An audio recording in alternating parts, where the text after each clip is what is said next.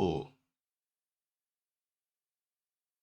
They did show on the map, earlier on because they were, like, yeah. trying to pollinators. I saw it, but I didn't expect them to stay. Yeah, Uh, you guys have a weak ass level 1 compared to them. yeah. So, Right. should I just, like, avoid the situation if we're weaker and, like, just start my red, or If you, I mean, if you're allowed to enter this bush, you should be able to ward the next bush, right? Yeah. So if you were able to get in this bush for free, there's a very low chance someone warded over the wall, basically. People only ward the bush, or they don't ward at all, right? Like, no one ever Yeah. wards like here, so... Yeah, you probably just ward the bush, you see that they're there, you leave to your red.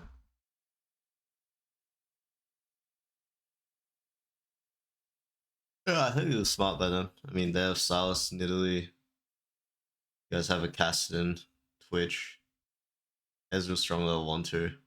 They're just all strong actually level 1.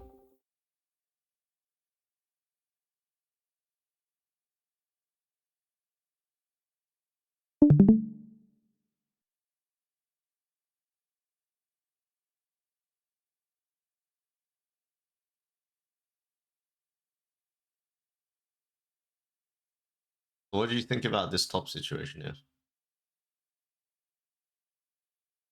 Like, where the wave is? Or what? Like, Are you was... asking if, like, I think he's diveable? Or Yeah, because you panned and then I you wasn't even left. thinking about it.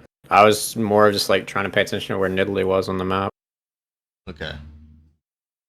I'm trying to like see if you're... Is it because of the top lane matchup? Basically is what I'm thinking.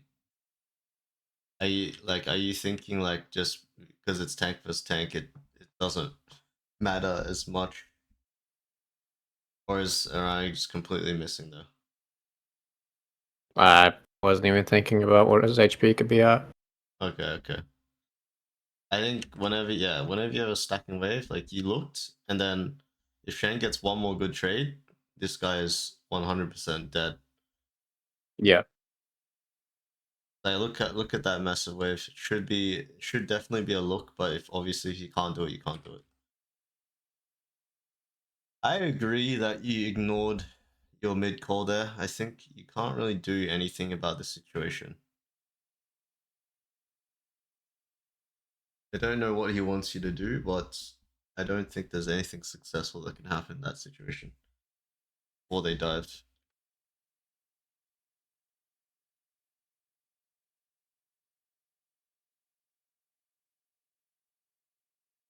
Okay, no E for 7. 6, 5, 4. Oh shit, it's up. Nice.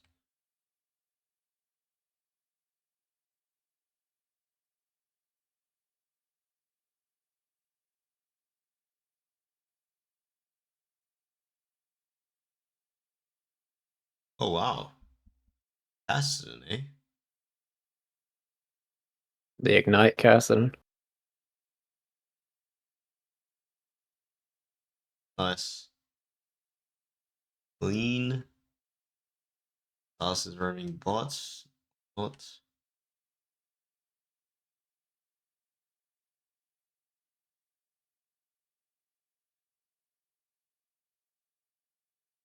Alright, that kill is questionable, but I guess you didn't have to ult, so that's fine.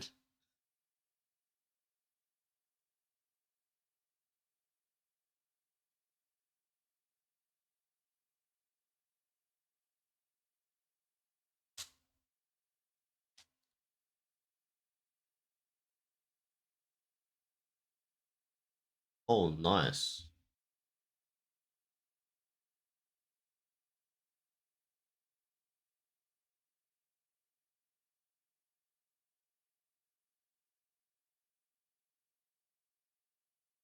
Nice.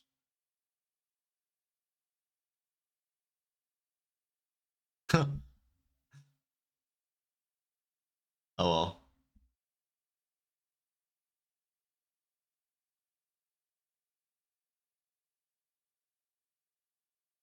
Actually, My never takeaway mind. from this was I wasn't thinking about Silas being missing. when I went for the Nidalee. I think that's hard to do though, because you're already in the fight. I think the Yeah. easiest solution is before you enter the fight, you check who's coming first, right? So just like a checklist, like okay, if the theoretical fight starts here, who's gonna actually enter the river first? Rather than okay, I'm fighting. It's like, oh, I killed Orn. Wait, where is everyone? You know, it's like you just lost. You just lose track of everything. Well, I did have like a small window when I dodged a spear, right? That I could look. Um, I get what you're saying though. Like I could look beforehand as well. Oh, you mean yeah? I mean, if you can do that, bro, it's like just do that. Yeah, But I'm like just right saying that's there. I hard. feel like that was enough of a window to do it if I was actually thinking about it. Fair enough. For me, I find it really hard to concentrate, but like or not concentrate. Look at somewhere else when if the fight isn't like completely free, I have to focus a little bit. Hmm. So I always just do beforehand, like I know when I need to exit or if I need to exit.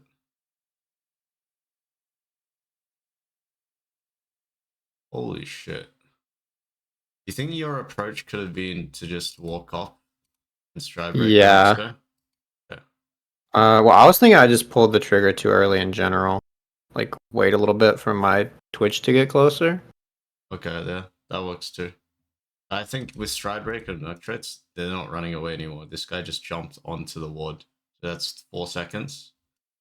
Hmm. And Thresh is already really close to you, so as long as you time your Q properly, like that, no one's getting away, and obviously you still have ult.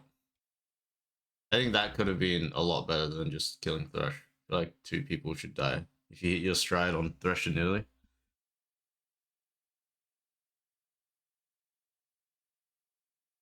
Oh,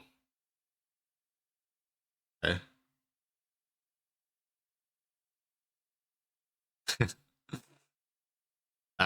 These pings are just 5 seconds too late. Oh wait, they're not. Actually, they're pretty fast.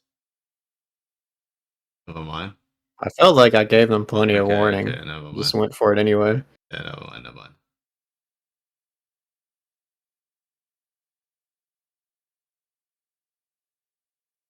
It's like it's a rare case. I actually pinged like I was supposed to. We'll take it. Yeah, yeah. Take this for sure. I see.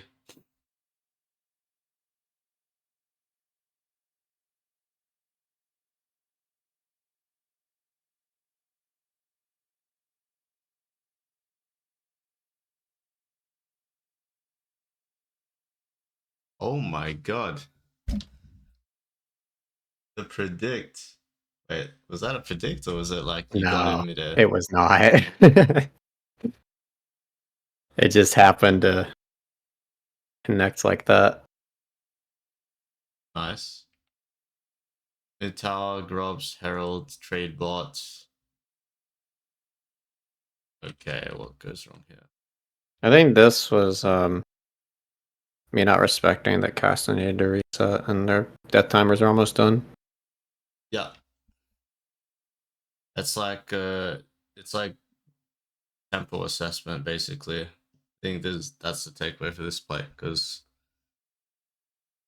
well it's just experience, right? It's like you should always make sure that you can fight if they come, but if you can't fight, you have to know that they can't come or you're gonna sneak it basically. Hmm. Yeah, I mean this is through the game right back here. Herald plus shutdown plus Pop's now dead. Now it's like the domino effect, right? While someone's dead, another person will die. Now you're back alive. Warwick's dead. Oh, sorry, Caston's dead. Will we die again? No. Okay, we're back. Now they overstay on their side and they die. Oh, this is good. Caston's on the flank. Alright, what's your mentality here? I was waiting for the Nidalee to go in, and then I was gonna ult her. That was what was going through my mind.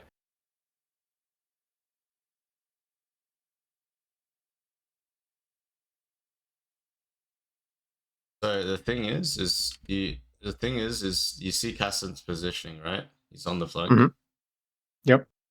Whenever your teammate's in a good position, you can just go, right? But under normal circumstances, when you're like front to back, unless you're just super far ahead, you're probably gonna lose, right? Because if you go in first, they're gonna fire back on you harder because you're going to three and they're all hitting you while your backline can't hit them. In this Yep. scenario, if you go into three, you're going to win really hard because you have the angular advantage, right? With Cassid. Like I even think again, it could be a situation where as soon as Thresh starts walking up, you can start walking at them. And because you can triple stride here and you can't die because of your E and you still have ult, it's like it's free, you know. Can you see the angle here? Partially. I don't know where the stride would come in there, but I do see what you mean with like throwing my ER into them and then casting and hopping the wall.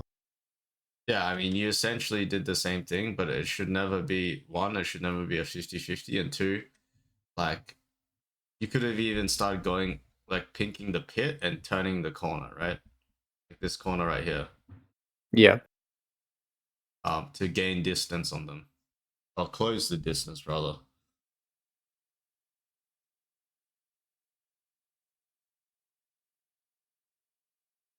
Like, I think this situation is similar to the Tribush and bot in terms of, like, you got the result you wanted, but it should have been much better. Like, Katzen should never, like, die here. They should never get dragon. You guys should get more than you should actually like kill them pretty much all, which I guess you do, but yeah, the results are a little bit not optimal at all.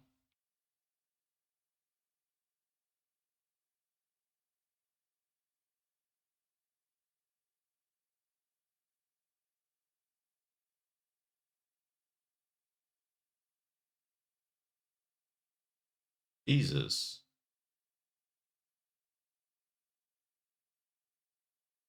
Thanks, Shen.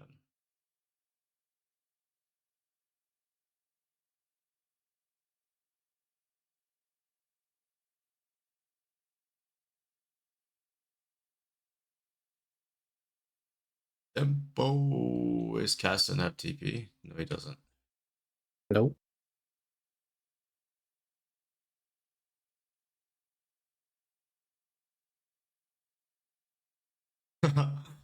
The just happened. All right, let's look at the death timers. So Dilly's up, Ezra's up. This looks pretty good.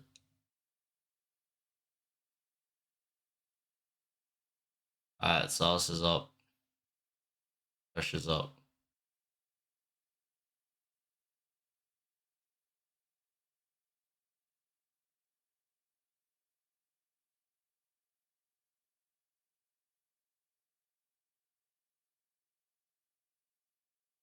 I think as soon as Twitch goes to alt this guy, you guys can't start the Baron anymore, Nick. But I think it's a good call. But you just fail to adapt here.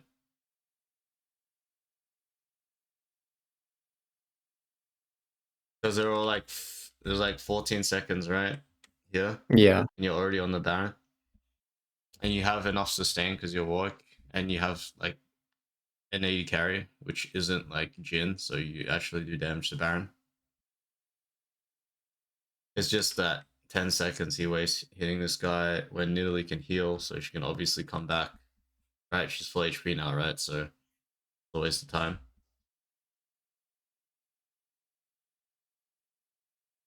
It's just experience, right? When someone makes a mistake, sometimes you just gotta divert the call and just look for the next opportunity.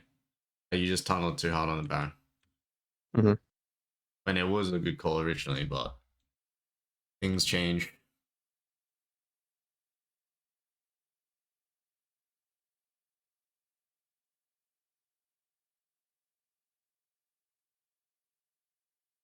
Um, what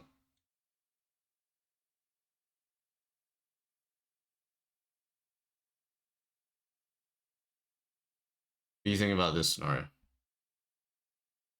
I think like looking at it now, I think I was kind of baiting my teammates in. I should have been spam careful pinging and getting them to drop the turret Yeah, I instead of agree. looking to clear the wave. Your So strongest I think they wouldn't yeah, have died here if I hadn't done that. yeah, I agree. Your strongest member is dead, right? So this is their perfect time to fight. It's something I've been like thinking about recently a lot because I mean, League is a lot of League right now. It's about like fighting, right? Fighting over territory, Hmm. and when their strongest member is dead, I know it's like obvious, but like I don't think people really think about it like that. Like you should be forcing, and I think what they did there was like, well, you guys kind of like let them hit you, but yeah, you should also understand that when your strongest member is dead, the amount of territory you have to give up is going to be more than usual because you don't have the firepower, right? Like I'm pretty sure Caston, yeah, I mean your Caston's literally the highest level in the game by far with the most gold. So when he dies, like think about how much you have to give compared to when he's alive, right? If he's alive here, they can't even walk on this turret if it's 5v5. Um, because he's just gonna risk like he'll just flank right like the dragon fight. But it's 4v4 and well now it's not 4v4, but it was 4v4. And they can literally fight you guys on the tower like this, right? That's like the difference.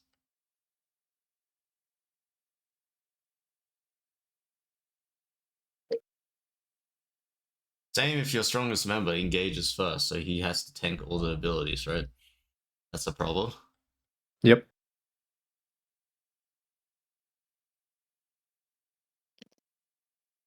Like the only way you guys win this game is like obviously in a fight, but the only way you win the fight is if Shen, you plus Lulu are able to make space and burn abilities from them so that Caston can do whatever he wants.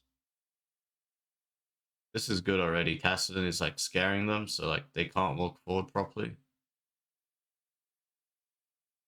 But I don't know. It's 45, I guess. Lulu dies from the start.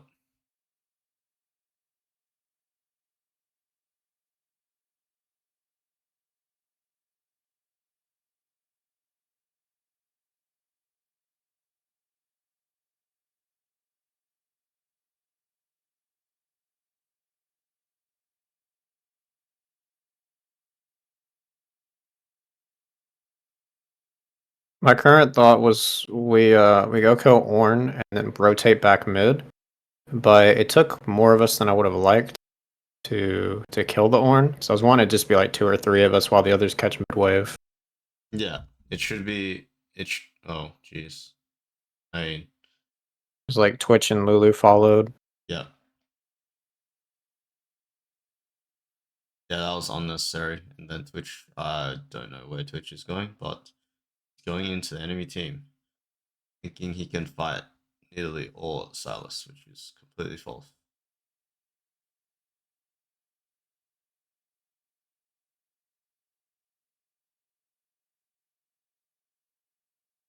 I think I mean, by this point, it's really hard to win the game.